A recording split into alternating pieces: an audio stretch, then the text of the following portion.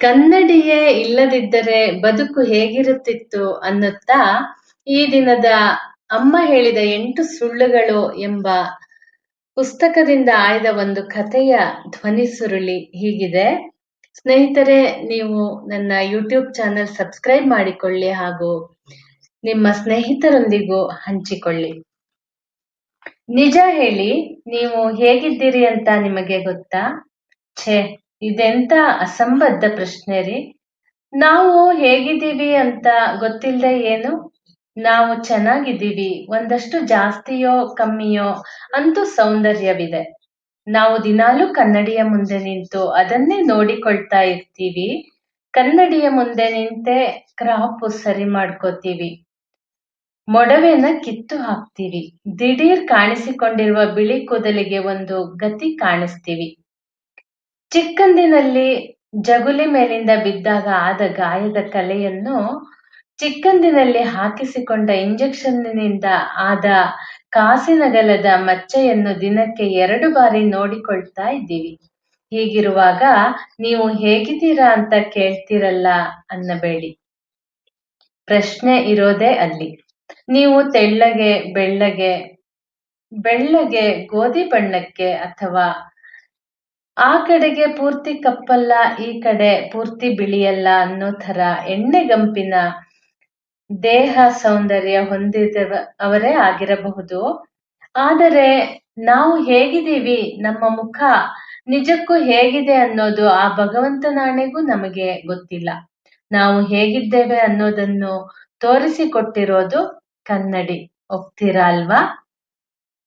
ಈಗ ಹೇಳಿ, ಒಂದು ವೇಳೆ ಈ ಜಗತ್ತಿನಲ್ಲಿ ಕನ್ನಡಿ ಎಂಬುದೇ ಇಲ್ಲದೆ ಇದ್ದರೆ ನಾವು ಹೇಗಿರ್ತಾ ಇದ್ವಿ? ಇಂಥದೊಂದು ಪ್ರಶ್ನೆ ಹಾಕಿಕೊಂಡರೆ ಮೊದಲಿಗೆ ಅಚ್ಚರಿಯಾಗುತ್ತದೆ, ನಂತರ ನಗು ಬರುತ್ತದೆ, ಹಿಂದೆಯೇ ಒಂಥರ ಹೆದರಿಕೆ ಕೂಡ ಆಗುತ್ತದೆ. ಯಾಕೆ ಗೊತ್ತಾ? ಇವತ್ತು ನಮಗೆಲ್ಲ ನಾವು ಹೀಗೆ ಇದೀವಿ ಅಂತ ತೋರಿಸಿಕೊಟ್ಟಿರುವುದು ಕನ್ನಡಿ. ಅದರಲ್ಲಿ ಮತ್ತೆ ಮತ್ತೆ ನಮ್ಮನ್ನು ನಾವೇ ನೋಡಿಕೊಂಡು, ಓಹ್, ಇದು ನಾನೇ ಎಂದು ಚಿಕ್ಕಂದಿನಿಂದಲೇ ಪಕ್ಕಾ ಮಾಡಿಕೊಂಡಿರುತ್ತೇವೆ. ಆ ನಂಬಿಕೆಯ ಆಧಾರದ ಮೇಲೆಯೇ ಮುಂದೆ ಫೋಟೋ ತೆಗೆಸಿಕೊಂಡು, ನೋಡೋ ನಾನು ಇಲ್ಲಿದ್ದೀನಿ ಎಂದು ಸಂಭ್ರಮ ಪಡ್ತಾ ಇರ್ತೀವಿ. ಬೈ ಚಾನ್ಸ್ ಕನ್ನಡಿಯೇ ಇಲ್ಲದೆ ಹೋಗಿದ್ದರೆ ಎದುರಿಗಿದ್ದವರು ಮಾತ್ರ ನೀನು ಹೀಗಿದ್ದಿ ನೋಡು ಅನ್ನುತ್ತಿದ್ದರೇನೋ. ಆಗ ಕೂಡ ನಾವು ಹಾಕಿಕೊಂಡಿರುತ್ತಿದ್ದ ಬಟ್ಟೆಯ ಆಧಾರದಲ್ಲಿ ಇದೇ ನಾನು ಅಂತ ಗುರುತಿಸಿಕೊಳ್ಳಬಹುದಿತ್ತೇನೋ. ಆದರೆ ಅಪ್ಪಿತಪ್ಪಿ ನಮ್ಮೊಂದಿಗೆ ಫೋಟೋ ತೆಗೆಸಿಕೊಂಡವರೆಲ್ಲ ಒಂದೇ ಥರದ ಡ್ರೆಸ್ ಹಾಕಿಕೊಂಡಿದ್ದರೆ ಏನು ಗತಿ? ಅದಕ್ಕಿಂತ ಹೆಚ್ಚಾಗಿ ಕ್ಯಾಮರಾದ ಒಳಗಿರುವ ಕನ್ನಡಿಯೇ ತಾನೇ ನಮ್ಮ ಚಿತ್ರವನ್ನು ಸೆರೆ ಹಿಡಿಯೋದು. ಹಾಗಿರುವಾಗ ಕನ್ನಡಿಯೇ ಇಲ್ಲದ ಜಗತ್ತು ಅಂದರೆ ಕ್ಯಾಮರಾ ಎಂಬ ಪದಕ್ಕೆ ಈಗ ಅರ್ಥ ಇರುತ್ತಿರಲಿಲ್ಲ ಅಲ್ಲವೇ? ನಿಮ್ಮ ವಿಷಯ ಬಿಟ್ಟಾಕಿ. ಅಂತ ಅಮಿತಾಬ್ ಬಚ್ಚನ್ಗೆ, ಐಶ್ವರ್ಯ ರೈಗೆ, ಆ ಸಾನಿಯಾ ಮಿರ್ಜಾಗೆ ಕೂಡ ನಿನ್ನದು ಈ ಪಾಟಿ ಸೌಂದರ್ಯ ಅಂತ ಹೇಳಿರೋದು ಕನ್ನಡಿ. ಅದೇನಾದ್ರೂ ಇಲ್ಲದೆ ಹೋಗಿದ್ರೆ ಸೌಂದರ್ಯ ಎಂಬ ಮಾತಿಗೆ ಅರ್ಥವೇ ಇರ್ತಾ ಇರಲಿಲ್ಲ. ನಾನು ಹೇಗಿದ್ದೀನಿ ಅಂತ ತಿಳಿಯಲು ಹುಡುಗಿಯರು ಕೂಡ ಗೆಳೆಯರು ಗೆಳತಿಯರನ್ನೇ ಕೇಳಬೇಕಾಗಿ ಬರುತ್ತಿತ್ತು. ಆ ಗೆಳತಿ ಎಂಬ ಪುಣ್ಯಾತೀರ್ತಿ ಹೊಟ್ಟೆ ಕಿಚ್ಚಿನಿಂದ, ಅಸೂಯೆಯಿಂದ ಸುಮ್ಮನೆ ಕಿಚಾಯಿಸಬೇಕು ಎಂಬ ಒಂದೇ ಕಾರಣದಿಂದ, ಹೋಗೆ ನೀನು ಹೇಗೆ ನೋಡಿದ್ರೂ ಮೀಡಿಯಂ ಸುಂದರಿ ಅಂದು ಬಿಟ್ಟಿದ್ದರೆ, ಅಥವಾ ಒಬ್ಬೊಬ್ಬರು ಒಂದೊಂದು ಥರದ ಅಭಿಪ್ರಾಯ ಹೇಳಿದ್ದಿದ್ದರೆ ಆಗ ಅದೆಷ್ಟು ಪರದಾಟ ಆಗುತ್ತಿತ್ತೋ. ಕನ್ನಡಿಗಳಿಲ್ಲದ ಜಗತ್ತಿನಲ್ಲಿ ನಮ್ಮ ಸೌಂದರ್ಯದ ಬಗ್ಗೆ ತಿಳಿಯಲು ಹೋಗಿದ್ದರೆ ನಾವೆಲ್ಲ ನಿಮಾನ್ಸ್ನಲ್ಲೇ ಇರ್ತಾ ಇದ್ವೋ ಏನೋ. ಅಷ್ಟೇ ಅಲ್ಲ, ಕನ್ನಡಿಯೇ ಇಲ್ಲದ ಜಗತ್ತಿನಲ್ಲಿ ಹೆಂಗಸರು ಹೇಗೆ ಇರುತ್ತಿದ್ದರು? ಕಣ್ಣಿಗೆ ಕಾಡಿಗೆಯನ್ನು, ಹಣೆಗೆ ಬಿಂದಿಯನ್ನು ಹೇಗೆ ಇಟ್ಟುಕೊಳ್ತಾ ಇದ್ರು?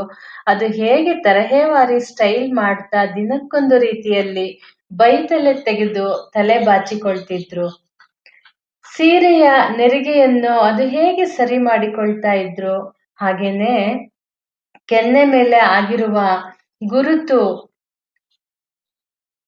ಸೊಳ್ಳೆಯ ಕೆಲಸವೋ ಅನ್ನೋದನ್ನ ಅದು ಹೇಗೆ ಪತ್ತೆ ಮಾಡ್ತಿದ್ರು? ಹೀಗೆಲ್ಲ ಕಲ್ಪಿಸಿಕೊಂಡು ನಗುವ ಸಂದರ್ಭದಲ್ಲಿ ಹುಡುಗರ ಲೋಕದ ಬಗ್ಗೆ ಒಂದೆರಡು ಮಾತು ಹೇಳಬೇಕಾಗುತ್ತದೆ. ಏನೆಂದರೆ, ಕನ್ನಡಿಯೇ ಇಲ್ಲದಿದ್ದರೆ ಸಣಕಲ ಕೂಡ ಬಾಡಿ ಬಿಲ್ಡರ್ ತರ ಕಪಿಚೇಷ್ಟೆ ಮಾಡಲು ಸಾಧ್ಯ ಇರುತ್ತಿರಲಿಲ್ಲ. ಹಾಗೆಯೇ ಮನೆಯಲ್ಲೇ ಇದ್ದು ಶೇವಿಂಗ್ ಮಾಡ್ತೇನೆ ಎನ್ನಲು ಸಾಧ್ಯವೇ ಇರುತ್ತಿರಲಿಲ್ಲ. ಹೇರ್ ಸಲೂನ್ ನಲ್ಲಿ ಕೂಡ ಕ್ಷೌರಿಕ ಮಾಡಿದ್ದೇ ಶೇವ್ ಅನ್ನಿಸಿಕೊಳ್ಳುತ್ತಿತ್ತು. ಗಿರಾಕಿಯ ಮೇಲೆ ಏನಾದರೂ ದ್ವೇಷವಿದ್ದರೆ ಆತ ಒಂದು ಕಡೆಯ ಮೀಸೆಯನ್ನು ಪೂರ್ತಿ ತುಂಡ ಮಾಡಿ ಇನ್ನೊಂದು ಕಡೆಯದನ್ನು ಸ್ವಲ್ಪ ಉದ್ದಕ್ಕೆ ಬಿಟ್ಟು ಎಲ್ಲರಿಗೂ ಮಜಾ ಕೊಡಬಹುದಾಗಿತ್ತು.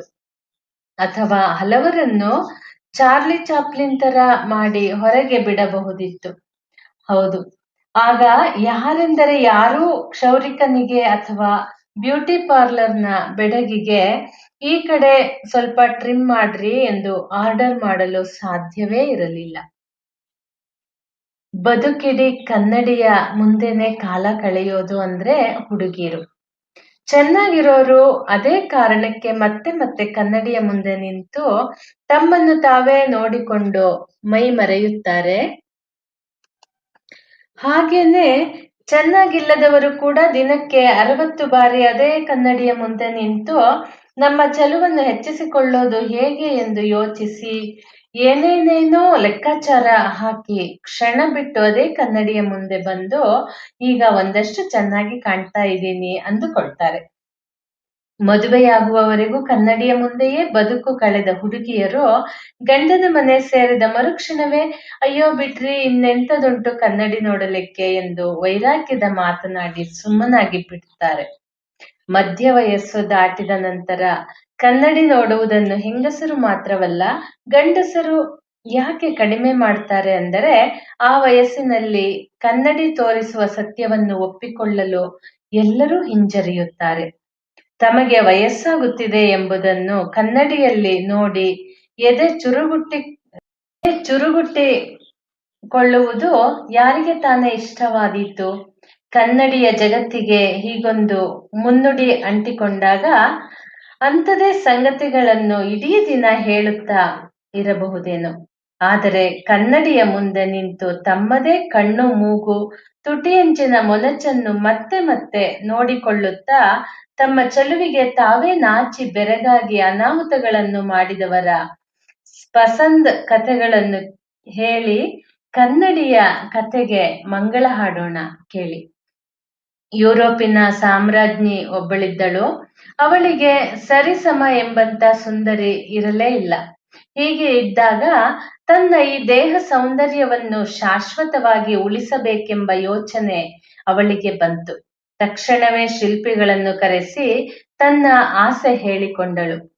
ನನ್ನ ನಗ್ನ ಚಿತ್ರ ಬರೆಯಿರಿ ಎಂದು ಆಜ್ಞಾಪಿಸಿದಳು. ರಾಣಿಯ ಆಜ್ಞೆ ಅಂದ ಮೇಲೆ ಕೇಳಬೇಕೆ? ಆ ಶಿಲ್ಪಿ ತನ್ಮಯನಾಗಿ ಬರೆದ. ಆ ರಾಣಿಯ ಚೆಲುವನ್ನು ಆ ಚಿತ್ರ ಮೀರಿಸುವಂತಿತ್ತು. ಅದನ್ನು ಕಂಡದ್ದೇ ಈಕೆ ಮತ್ಸರದಿಂದ ಭದ್ರಕಾಳಿಯ ಅವತಾರ ತಾಳಿ ಚಿತ್ರವನ್ನು ಹರಿದು ಎಸೆದಳಂತೆ. ತನಗಿಂತ ಸುಂದರಿಯನ್ನು ಅವಳಾದರೂ ಹೇಗೆ ಸಹಿಸಿಯಾಳು? ಆಸ್ಟ್ರಿಯಾದ ರಾಣಿ ಎಲಿಜಬೆತ್ ಎಂಬಾಕೆಯದು ಇನ್ನೊಂದು ಕತೆ. ಆಕೆ ಬಂಗಾರ ಬಣ್ಣದ ಉದ್ದುದ್ದದ ಕೇಶವಿತ್ತು.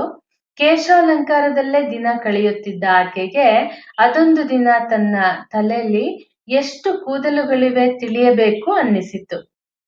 ತಕ್ಷಣ ಸೇವಕರನ್ನು ಕರೆದು ನಾನು ಹೇಳಿದ ಕೆಲಸ ಮಾಡಿ ಎಂದು ಆಜ್ಞೆ ಮಾಡಿಬಿಟ್ಟಳು. ಅವಳ ತಲೆಯಲ್ಲಿ ಎಷ್ಟು ಕೂದಲುಗಳಿದ್ದವು ಎಂಬುದು ಇರಲಿ, ಆದರೆ ಎಣಿಸುವ ಶಿಕ್ಷೆಗೆ ಒಳಗಾದ ಆ ಸೇವಕರ ಪಾಡು ಏನಾಗಿರಬೇಕು? ಹಂಗೇರಿಯ ಮಧ್ಯದ ದೊರೆಯೊಬ್ಬನ ಹೆಂಡತಿಗೆ ಈ ಇಬ್ಬರಿಗಿಂತ ಡಿಫರೆಂಟ್ ಎಂಬಂತಹ ಹುಚ್ಚಿತ್ತು. ಸುಮ್ಮನೆ ಅಲ್ಲ, ಅವಳು ಸಖತ್ ಸುಂದರಿಯೇ. ತರಹೇವಾರಿ ಕನ್ನಡಿಗಳಲ್ಲಿ ತನ್ನ ಸೌಂದರ್ಯ ನೋಡಬೇಕು ಎಂಬ ವಿಕ್ಷಿಪ್ತ ಆಸೆ ಅವಳದ್ದು. ಅದೇ ಕಾರಣದಿಂದ ಜಗತ್ತಿನ ನಾನಾ ಕಡೆಗಳಿಂದ ಆಕೆ ಕನ್ನಡಿ ತಂದಿಟ್ಟುಕೊಂಡಳಂತೆ. ಅವಳ ಮನೆಯಲ್ಲಿ ಒಂದೆರಡಲ್ಲ 2750 ದುಬಾರಿ ಬೆಲೆಯ ಕನ್ನಡಿಗಳಿದ್ದವಂತೆ. ಅಂದ ಮೇಲೆ ಅವುಗಳನ್ನು ನೇತು ಹಾಕಲು ಗೋಡೆಗೆ ಅದೆಷ್ಟು ಮೊಳೆ ಹೊಡೆದಿದ್ದಾಳೋ. ಅವಳ ಗಂಡ ಕನ್ನಡಿಗಳಿಗೆ ದುಡ್ಡು ಕೊಟ್ಟು ಕೊಟ್ಟೇ ಬರ್ಬಾದಾಗಿ ಆ ಸ್ಥಿತಿಯಲ್ಲೇ ಸತ್ತು ಹೋದನಂತೆ. ಮುಂದೆ ಆ ಸುಂದರಿ ಹೊಟ್ಟೆಪಾಡಿಗಾಗಿ ತಾನು ಅಷ್ಟೊಂದು ಪ್ರೀತಿಸಿದ್ದ ಕನ್ನಡಿಗಳನ್ನೇ ಒಂದೊಂದಾಗಿ ಮಾರಿಕೊಂಡಳಂತೆ. ಅದೊಂದು ದುರ್ದಿನ ದೊಡ್ಡ ನಿಲುವುಗನ್ನಡಿಯ ಮುಂದೆ ನಿಂತಿದ್ದಳು. ಆಕಸ್ಮಿಕವಾಗಿ ಕಾಲು ಜಾರಿ ಅದೇ ಕನ್ನಡಿಯ ಮೇಲೆ ಬಿದ್ದು ಗಾಜು ಚುಚ್ಚಿಕೊಂಡಿದ್ದರಿಂದ ಸತ್ತು ಹೋದಳಂತೆ. ಕನ್ನಡಿ ಇಲ್ಲದಿದ್ದರೆ ಮುಖ ನೋಡಿಕೊಳ್ಳಲು ನಾವೆಲ್ಲ ನದಿಗೆ ಹೋಗಬೇಕಿತ್ತೋ ಏನೋ. ಕನ್ನಡಿ ಇಲ್ಲದಿದ್ದರೆ ನಮ್ಮ ಜಗತ್ತು ಹೇಗಿರುತ್ತಿತ್ತು ಎಂದು ಶುರು ಮಾಡಿ ಕನ್ನಡಿ ಮೋಹಿತರ ದುರಂತ ಕಥೆಯೊಂದಿಗೆ ಮಾತು ಮುಕ್ತಾಯವಾಗುತ್ತಿದೆ. ಸರಿಯಲ್ಲವೇ? ಮತ್ತೆ ಮುಂದಿನ ಸಂಚಿಕೆಯಲ್ಲಿ ಭೇಟಿಯಾಗೋಣ. ಧನ್ಯವಾದಗಳು.